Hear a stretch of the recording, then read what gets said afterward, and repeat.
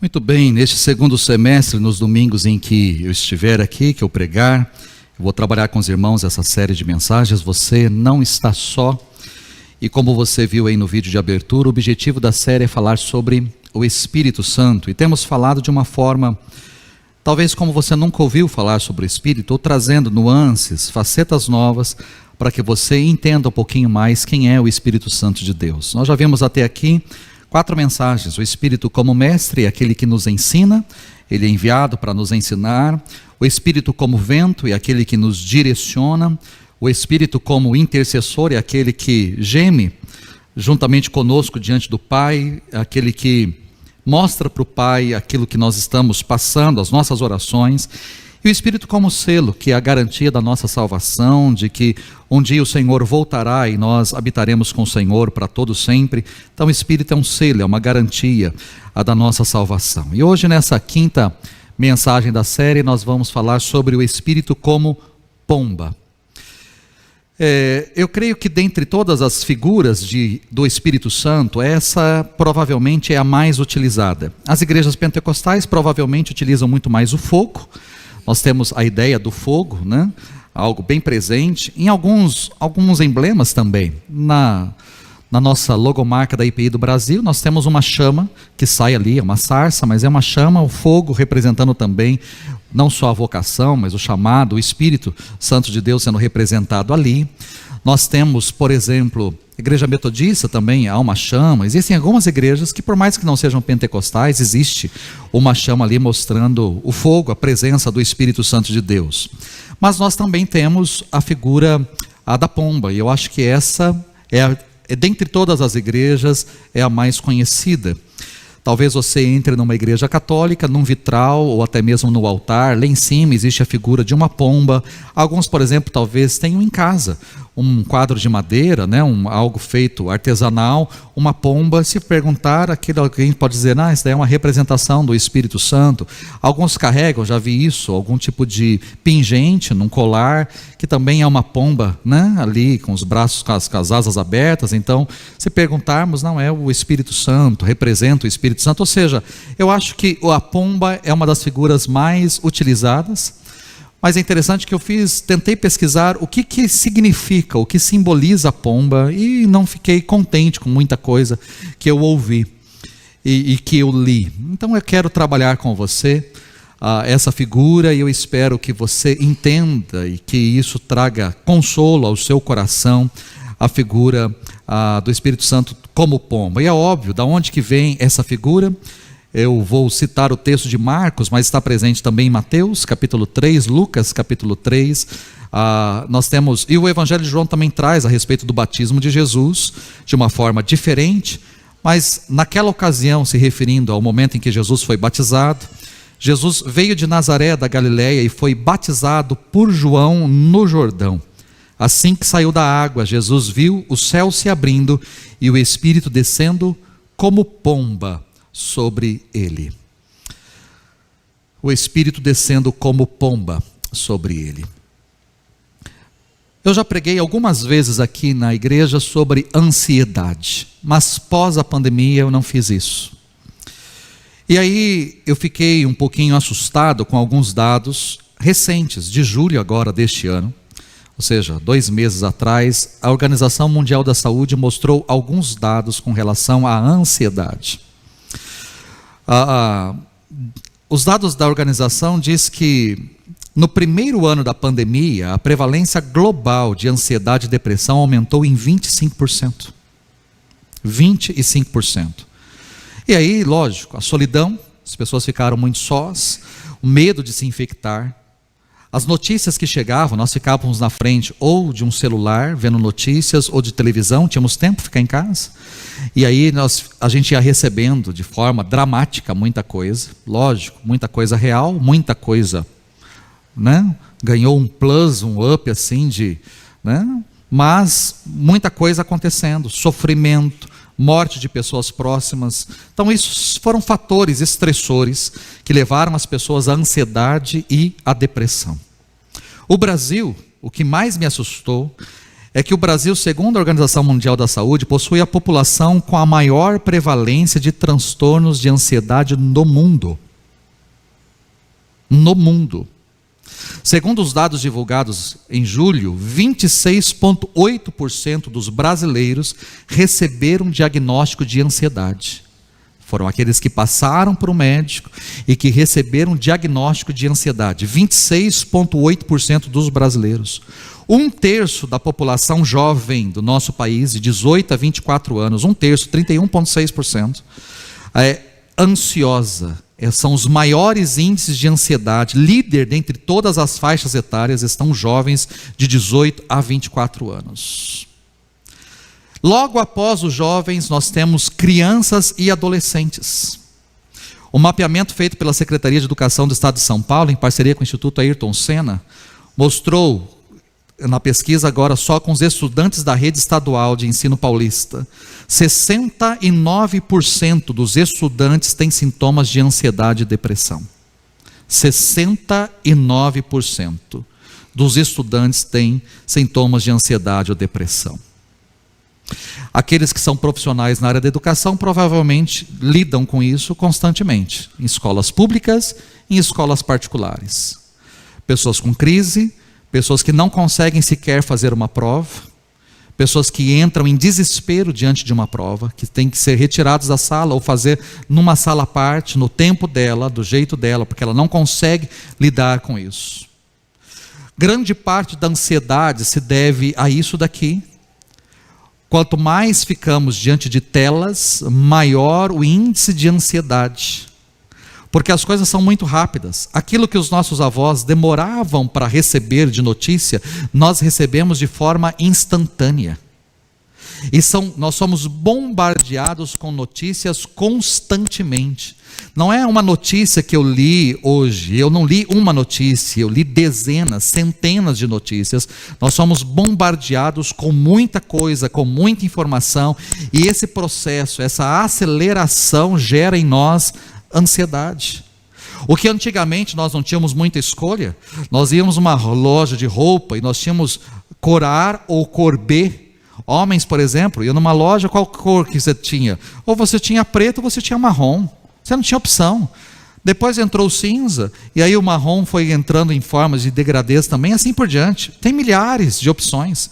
Hoje você entra numa loja, eu quero uma cor. Que cor de calça você quer? Você tem milhares de cor de calça para você utilizar. Camisa de estampas diferentes. Ou seja, tudo isso gera em nós ansiedade. Eu não tenho só uma ou outra opção. Eu tenho dezenas, centenas de opções a qual eu tenho que escolher.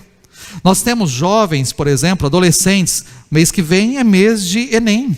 Os adolescentes vão para o Enem e com a cabeça borbulhando. O que eu vou ser, como vai ser, entrar numa faculdade, se eu passar, se eu não passar, se eu passar aqui, se eu passar fora, para onde que eu vou, coisas nessa direção. Os jovens que estão saindo, mercado de trabalho, se eu vou ter posição, se eu vou conseguir mercado, se eu vou conseguir clientes, se eu vou... Ou seja, é um borbulhar de muita coisa, além que envolve daí relacionamento, casamento, eu vou casar, eu não vou casar. Nós temos os dramas da nossa casa, ou seja, são muitas coisas. Não são só os adultos que passam por situações de estresse ou situações de ansiedade e que geram depressão, mas nós temos em todos os lugares, e não só os jovens, não só os adolescentes, as crianças hoje também, no seu dia a dia, na sua escolha, nas suas escolhas, na sua escola, em tudo que envolve, elas são bombardeadas também, de todos os lados, e isso gera muita ansiedade.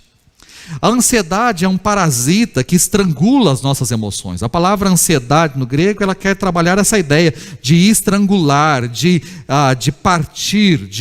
partir no meio, de rasgar. E de fato nós somos rasgados, nós somos partidos, nós somos asfixiados. É um estrangulador de emoções.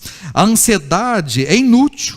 Porque por mais ansiosos que nós estamos, ou que nós estejamos, nós não conseguiremos acrescentar em nada, nenhum centímetros no curso da nossa vida. Nós não nos fortalecemos com as tensões do futuro, ficando ansiosos hoje. A ansiedade não tonifica os músculos da nossa alma, pelo contrário, afrouxa os músculos da alma. A ansiedade não nos equipa para a luta, mas ela nos enfraquece. A ansiedade não nos capacita a vencer, mas ela nos derrota. A ansiedade, além de inútil, também é prejudicial, pois nos leva a nos ocupar com um problema que está apenas na nossa imaginação, que não está acontecendo. E é interessante porque é comprovado que 70% dos assuntos que nos deixam ansiosos nunca vão acontecer. Nós ficamos hoje pensando, amanhã eu vou chegar, e aí fulano de tal vai me falar isso, quando eu chegar lá no trabalho, fulano de tal vai me falar isso, aí eu vou responder isso para ele, e aí eu já sei o que ele vai me responder. Ele vai responder tal coisa, ou será que só eu que penso assim? Ele vai me responder tal coisa, aí eu já vou levar impresso, eu vou mostrar para ele, falar, tá aqui, tá vendo? Aí ele vai me mostrar um outro dado, e eu vou falar para ele, mas tá aqui, eu também. Aí a gente fica discutindo na cabeça o que o outro vai falar, o que nós vamos falar, e aí a gente chega no outro dia, e o cara nem conversa com a gente. Ou você fala, não, eu não acredito que ele não vai falar. Aí você fala, e aquele problema? Ele fala, resolve do jeito que você quiser, fica à vontade, eu confio em você. Aí você ficou o dia inteiro, ou a noite toda pensando no que ia falar, como ia falar, e nada aconteceu. Essa é a ansiedade. Nós nos ocupamos com coisas relativas ao amanhã que não estão acontecendo e que provavelmente não vão acontecer.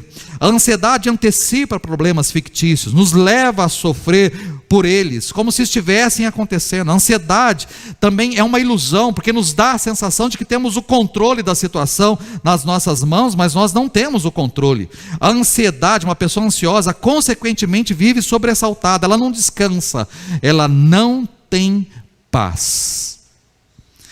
E é por isso então que diante deste mundo que tem essa ansiedade devastadora, que se faz trabalhar ou mencionar a respeito do Espírito Santo. Porque este mundo mergulhado em ansiedade possui a seu dispor o melhor antídoto contra a ansiedade que possa existir, que é a pessoa do Espírito Santo. A presença, o Espírito Santo é a presença tranquilizadora de Deus em nosso mundo. E da onde que eu tiro isso? Ou da onde que surge isso na minha cabeça? Não é na minha cabeça, está na palavra de Deus. Quando nós olhamos para a palavra de Deus, o primeiro ato da história da criação, nós temos a pessoa do Espírito Santo. O Espírito Santo não surge na festa de Pentecostes. O Espírito Santo não surge pela primeira vez, ou aparece pela primeira vez na festa de Pentecostes, quando os discípulos estão reunidos no cenáculo, buscando o Espírito, a promessa, e de repente o Espírito então desce sobre eles e ali surgiu. Não é essa a situação.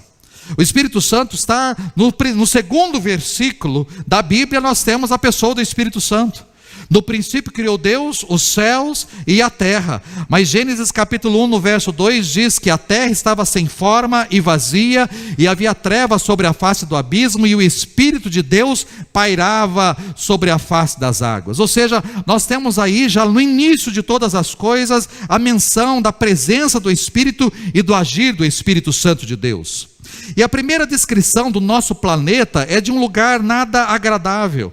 E na minha mente evoca muitas imagens, porque a terra era sem forma, a terra era vazia, a terra provavelmente, o que vem à minha mente são erupções, são vulcões, é a terra se mexendo, são tremores, é a terra passando por terremotos avassaladores, por ondas gigantescas, por tsunamis, sei lá, muita coisa acontecendo, nada agradável, nada aprazível, nada habitável. Não havia vida, não havia luz, não havia som agradável, apenas caos, abismo, confusão. E em meio a tudo isso, entretanto a tudo isso, em meio a este frenesi, surge a pessoa do Espírito Santo.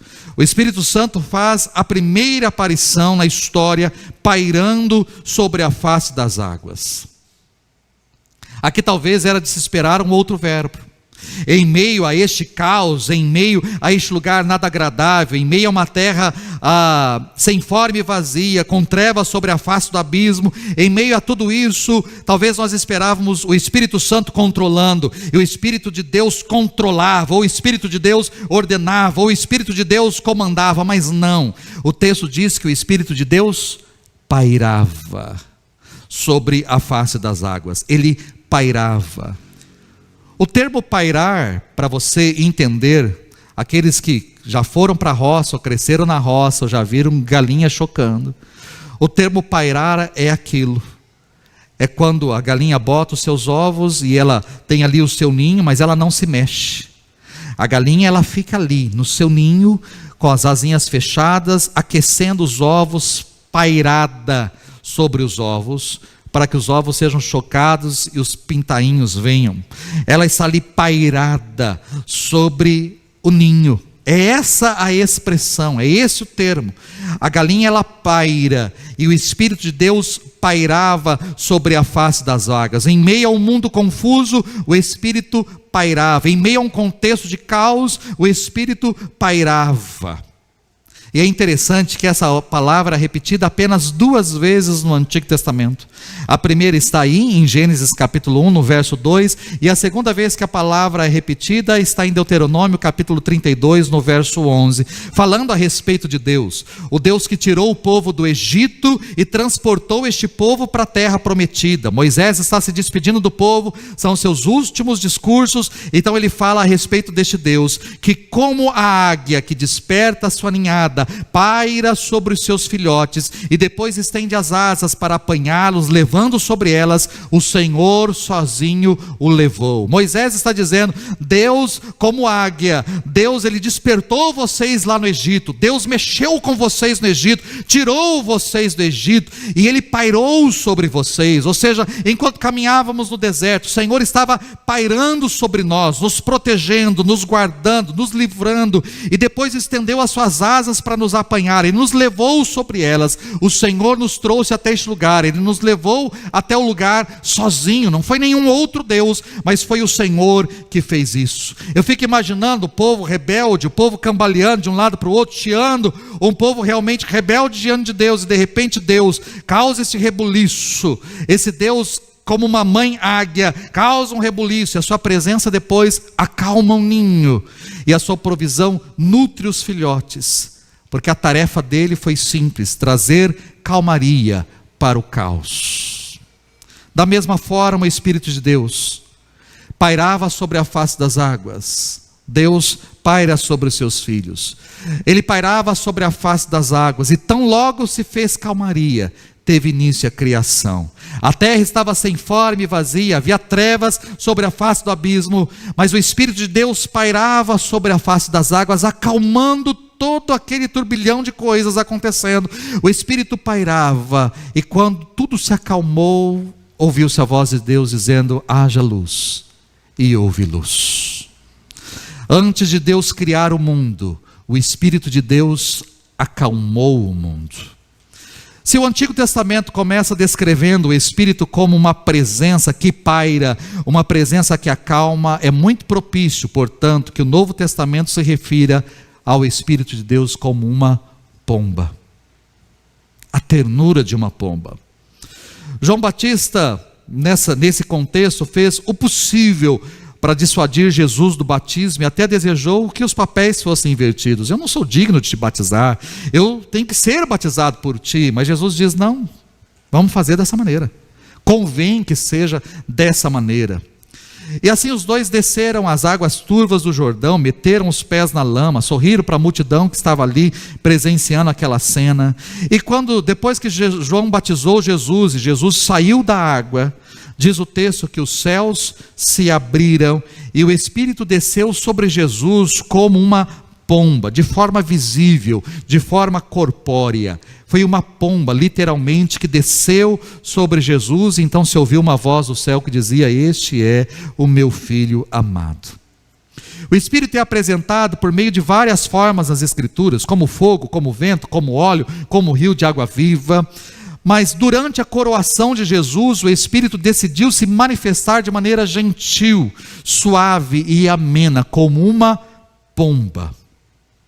Talvez a figura de uma águia fosse mais interessante. Jesus saindo da água e de repente uma águia gigante aparece batendo as asas sobre Jesus. Talvez fosse algo muito mais impactante. Uma águia batendo as asas com as garras bem afiadas, dispostas, dizendo, eu estou aqui como águia para agarrar a ratazana que é Satanás e destruir, dilacerar e acabar com tudo. Ou até mesmo como uma coruja gigantesca, linda, como símbolo de sabedoria. Mas não. Nós temos o Espírito Santo se manifestando na forma de uma pomba. E por quê? Eu não quero chocar você com o que eu vou falar aqui. Eu quero te apresentar conceitos.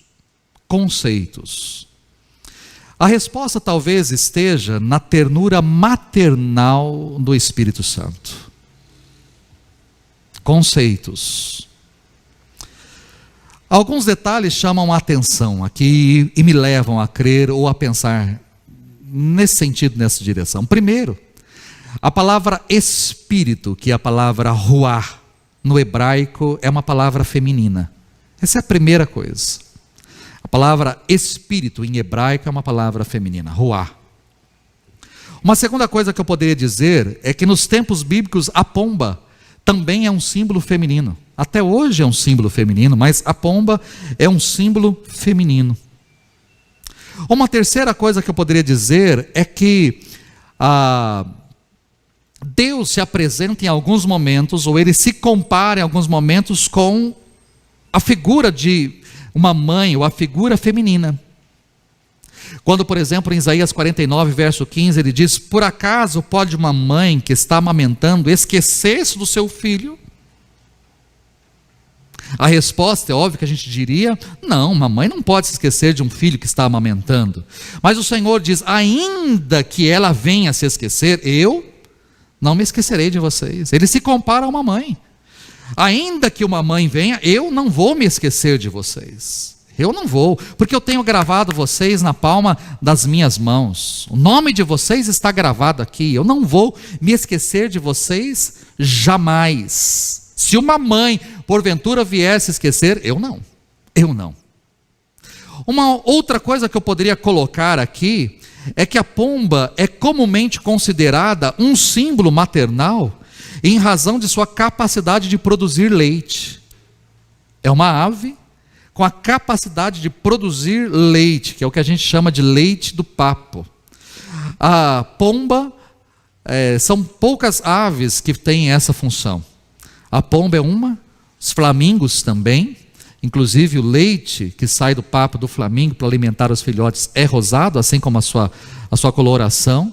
Os pinguins também podem fazer isso. No caso, os pinguins machos são os responsáveis por amamentar os filhotes através deste leite gerado, né? Mas a pomba, ela interrompe a sua busca por comida pouco antes do nascimento dos filhotes, e essa privação temporária por comida pouco antes do nascimento garante o mais puro leite para satisfazer os seus filhotes.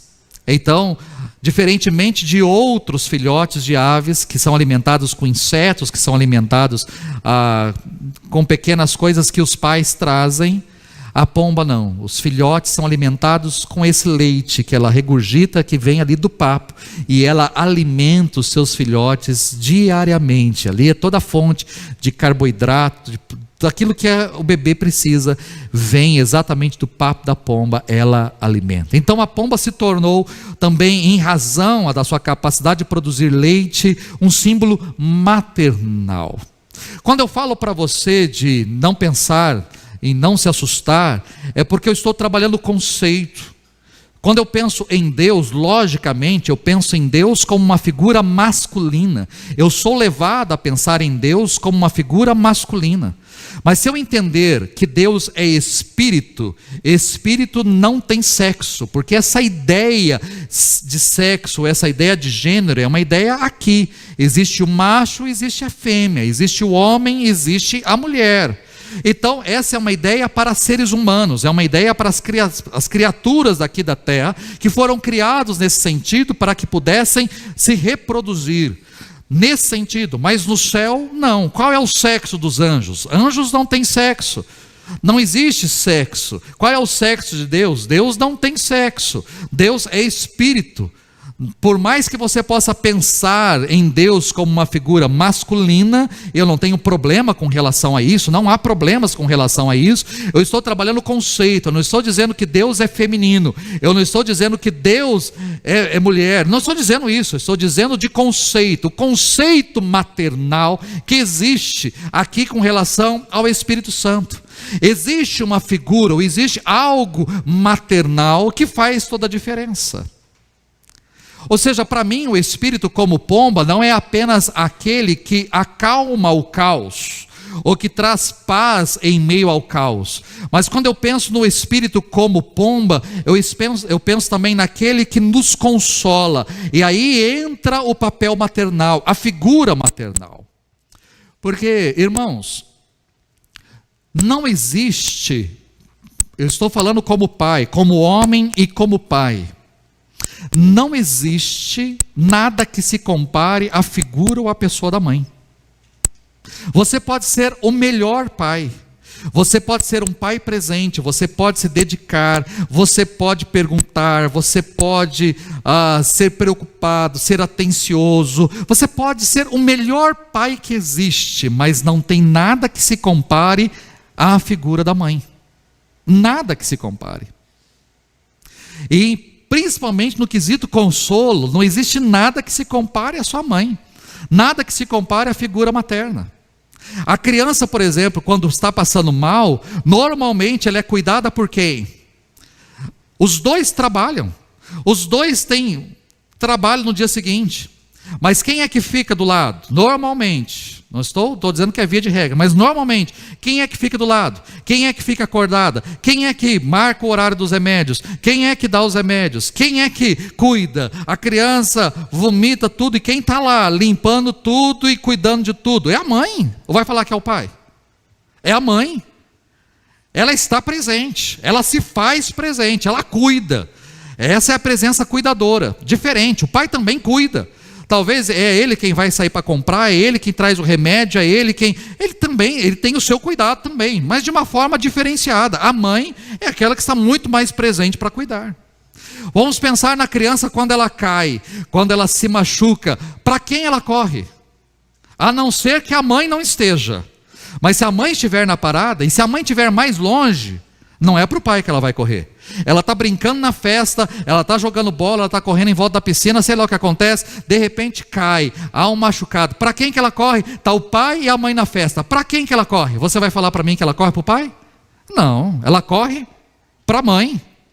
E ela corre para a mãe porque a mãe é a mãe, e o pai é o pai. E nós somos diferentes. Por exemplo, nós, como a mãe, por exemplo, vê a criança lá brincando ou fazendo a sua bagunça, e ela fala, não faz isso, vai se machucar, cuidado, você vai se machucar, cuidado, você vai se machucar. Daqui a pouco a criança se machuca. Como é que a mãe surge? O que aconteceu? Ai, por que você está chorando? Ai, vem cá com a mamãe. É assim que a mãe. Como é que o pai trata? Eu não te falei, moleque. Eu não te falei que se você fizesse isso, você ia se machucar? Eu não falei para você, moleque. Aí o moleque começa a chorar e fala, engole esse choro, engole esse choro. Eu falei para você, engole esse choro. Esse é o pai. O pai dá sermão, o pai não consola, o pai dá sermão. Eu falei para você, eu disse para você, eu não disse, eu acabei de dizer. E o pai dá sermão e o menino quer chorar, ele não consegue chorar. A mãe é diferente. A mãe faz todas as perguntas idiotas possíveis, não faz? Todas. A criança está pulando de um lado para o outro, cai, machuca, abre a boca, chora. A mãe surge com aquela pergunta mais idiota. O que aconteceu? O que aconteceu? Esborrachou no chão. O que aconteceu? Segunda pergunta idiota, machucou? Não. Estou testando os meus pulmões, vendo se tem ventilação. Machucou? Ai, tadinho, vem cá e traz a criança. Aí tem a terceira coisa que é a mais idiota de todas, não é? Aí vem cá que a mamãe vai dar um beijinho e vai sarar. Sara nada. Mas a mamãe não faz isso? O pai dá um peteleco na nuca, passa lá, moleque, vai embora. Entendeu? A mãe ela pega.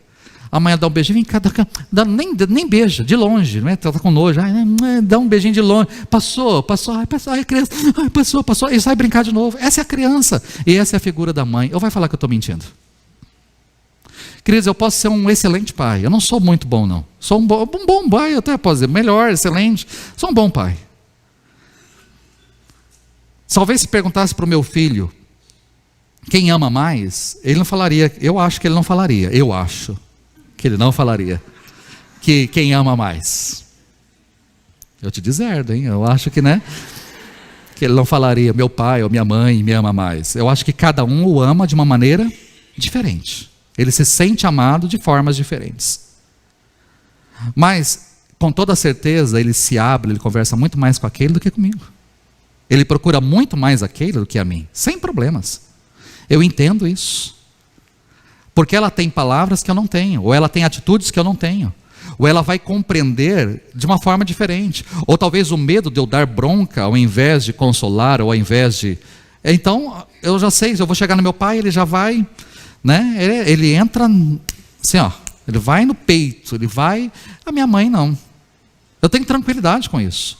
Vejo isso no dia a dia. Às vezes o Nicolas entra emburrado no carro, né? Ele entra emburrado. Eu pergunto, ele está aí, eu pergunto, tudo bem? Tudo bem. Aconteceu alguma coisa? Não. Mas você não está bem? Não. Não, é assim, é desse jeito, né? Entra em casa bufando, aí aquele fala, o que aconteceu? Eu falei, não sei, não fala nada, pergunto, não fala nada. 30 segundos ela sobe lá no quarto, o que aconteceu? Pronto, ela já sabe tudo. O que não falou para mim, em 15, 20 minutos no carro, em 5 minutos fala, abre todo o coração para ela. Por quê? É mãe. O que eu estou querendo dizer para você é o seguinte, olhe para o Espírito Santo de uma perspectiva. Qual a perspectiva que eu estou te convidando a olhar? Em meio ao caos que você está vivendo, convide o Espírito Santo para vir sobre você para trazer paz. Para trazer paz. Afinal de contas, a pomba, inclusive, é o símbolo da paz. Então, convide o Espírito Santo de Deus para trazer paz.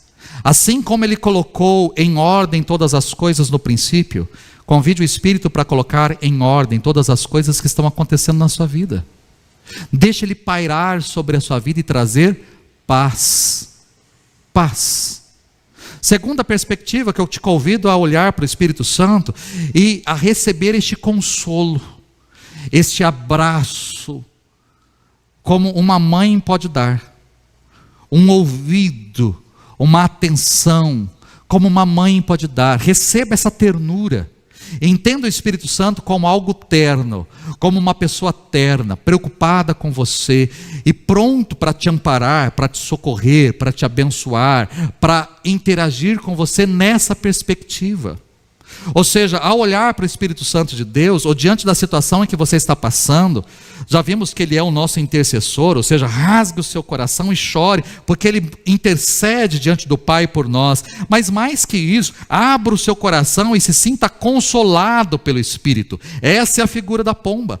A pomba maternal, se sinta consolado, abraçado pelo Espírito Santo de Deus, para que Ele ouça aquilo que você está falando, mas que você se sinta amado, você se sinta abençoado, você se sinta protegido, você se sinta amparado pelo Espírito, você sinta o Espírito Santo de Deus trazendo consolo, trazendo força para você, assim como uma criança que sai dos braços da mãe e volta a brincar, assim como uma criança recebe um abraço da mãe e ela vai para fazer a prova mais em paz, assim como uma criança que recebe um abraço da mãe, mas ela depois decide seguir os conselhos daquilo que foi falado. Receba este abraço do Espírito Santo de Deus e aquilo que o Espírito Santo de Deus tem para você, de ternura, de terno. Para mim, a figura do Espírito como pomba vai nessa direção. O Espírito que de fato desceu ali diante de Jesus, como de forma corpórea, como pomba, que este Espírito também seja de forma presente nas nossas vidas, para trazer paz em meio ao caos. Mas um Espírito que também desce para trazer ternura, para trazer compaixão, para trazer consolo, e que a presença do Espírito seja sentida por nós, diante dos dramas e das dificuldades que nós estamos passando. É nessa direção, é nessa direção. Hoje pela manhã, quando eu terminei, no momento da ceia, conversando com uma irmã, ela falou: pastor, é essa a palavra que eu precisava, diante do caos que eu estou vivendo, da situação que eu estou vivendo, é isso que eu precisava. Saber que o Espírito Santo de Deus pode pairar sobre a minha vida e me trazer paz, porque eu preciso disso. Uma outra pessoa conversando comigo também durante a ceia, falou: pastor, que palavra, que bênção, porque é isso que eu precisava, porque às vezes eu estou tão aflita que eu preciso desse consolo, né? E que bom que o senhor trouxe essa figura da mãe, porque, nossa, eu não tenho mais a minha mãe hoje. Ela disse para mim: eu não tenho mais a minha mãe. Mas que coisa boa saber que o Espírito Santo pode me abraçar assim como minha mãe me abraçava, e pode me ouvir como a minha mãe me ouvia, pode me entender como a minha mãe entendia, e Ele pode me consolar como minha mãe consolava. E eu lembro, e ela contando do meu tempo quando adolescente, quando eu ia e a minha mãe me abraçava, ela me ouvia, ela me consolava e dizia palavras que esse Espírito seja assim comigo. Que coisa boa. É nessa direção que eu quero trazer essa palavra para o seu coração, e que Deus te abençoe em nome de Jesus. A equipe pode vir para cá.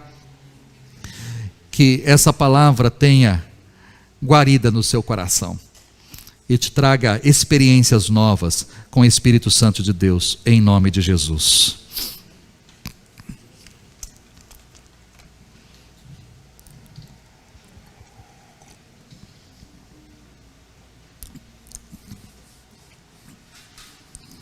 Todos nós temos visto, como eu disse no início da mensagem, tempos de ansiedade, vivemos momentos de ansiedade, de depressão. Há algo sobre nós, ou tem vindo de uma forma muito pesada sobre nós.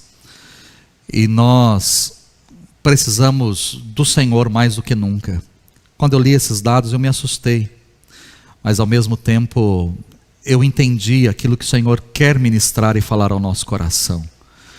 Se temos vivido esses tempos, esses momentos difíceis e que vão gerando crises em nós, nós precisamos mais do que nunca da presença de Deus.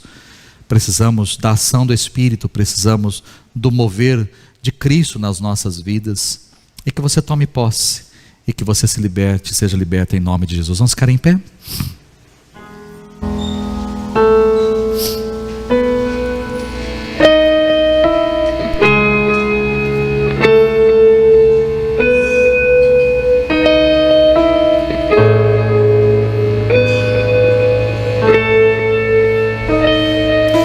Jesus, quero declarar teu nome sobre toda a mente e coração, pois sei que existe paz em tua presença. Clamo, Jesus.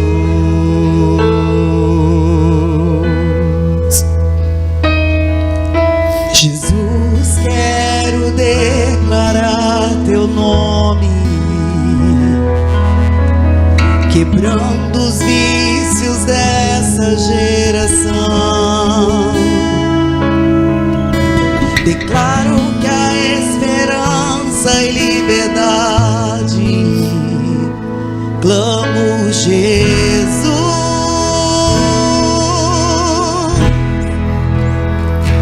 Teu nome é cura, é poderoso.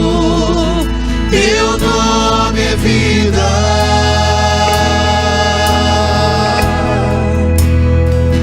Destrói cadeias, dissipa as trevas, incendiar.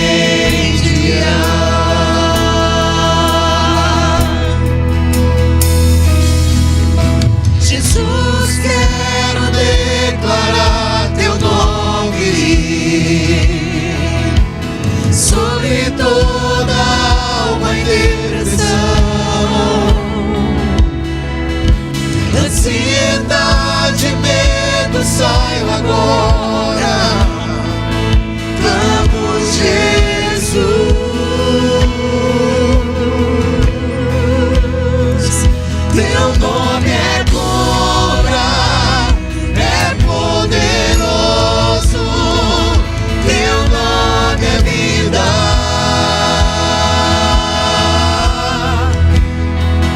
Destrói cadeias, dissipa as trevas, vem incendiar. Teu nome é cura, é poderoso. Teu nome é vida.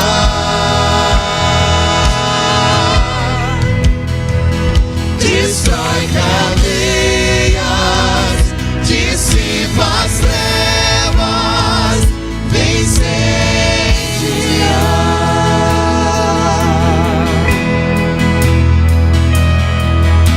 Declarem pelas ruas o nome de Jesus. Sobre a escuridão Ele vai trazer a sua luz. Sobre sua família, clame o santo nome Jesus.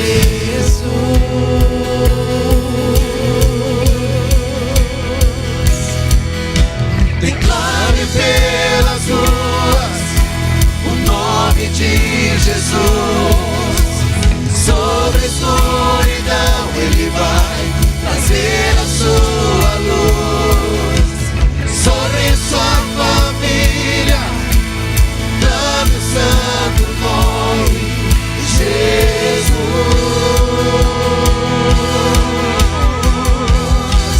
Teu nome é cura, é poderoso. Teu nome é vida.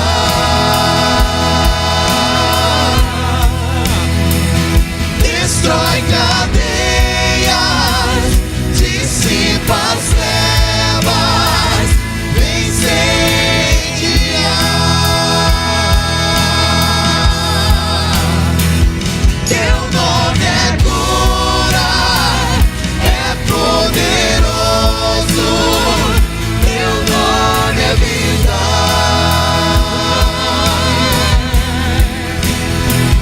Destrói cadeias, dissipa as trevas, incendia.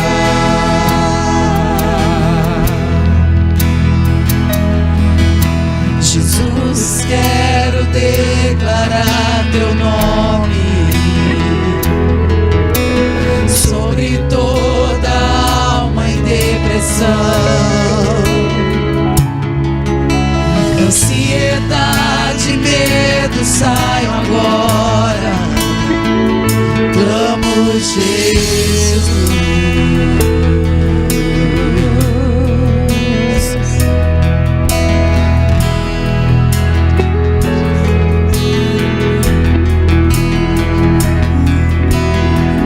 Existe um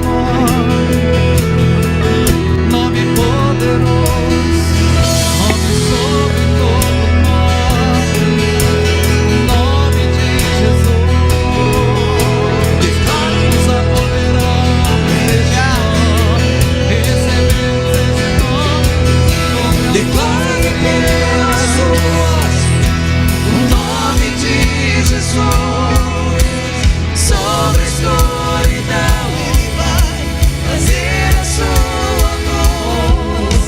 Sobre sua família, clame o santo nome Jesus.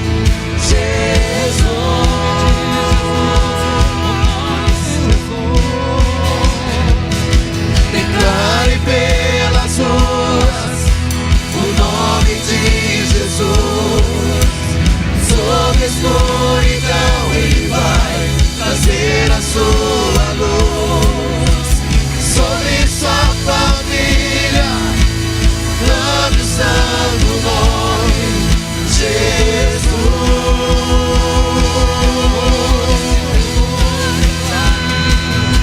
Declare pelas ruas o nome de Jesus. Sobre a escuridão Ele vai trazer a sua luz. Sobre sua família, clame o santo nome Jesus. Senhor, que diante das situações que estamos vivendo, diante das crises, diante da ansiedade, diante de depressão, dessas lutas que estamos enfrentando, que nós possamos nos apropriar do nome de Jesus, nome sobre todo nome, maravilhoso, sublime, porque foi no nome de Jesus que fomos orientados a clamar, a pedir, mas que a gente não perca a perspectiva da presença do Teu Espírito, que diante da ansiedade, da crise, da depressão, diante das lutas que estamos vivendo, que o Teu Espírito venha sobre nós para nos trazer paz, para trazer uma paz que excede todo entendimento humano. Que o Teu Espírito Santo venha sobre as nossas vidas para nos trazer consolo, que Ele nos abrace, que Ele nos constranja com este abraço, que sejamos consolados, amparados, protegidos, ouvidos pelo Senhor. Nos sentamos, ó Deus, amados por Ti, amargos. Que o Senhor traga consolo às nossas vidas diante das situações. Que o Senhor venha confortar os nossos corações, dirigir os nossos passos, orientar o que devemos fazer, para que essa situação seja contornada, que a tua bênção seja completa sobre as nossas vidas. Oramos por isso, Deus. O Senhor conhece cada coração, as lutas, as dificuldades de cada um de nós, mas que nós não saiamos deste lugar da mesma maneira, mas saiamos daqui, ó Deus, em paz, com a tua paz, que a gente experimente da tua paz, da tua bênção, em nome de Jesus. Receba a nossa oração e venha sobre nós, Espírito Santo, em nome de Jesus. Amém.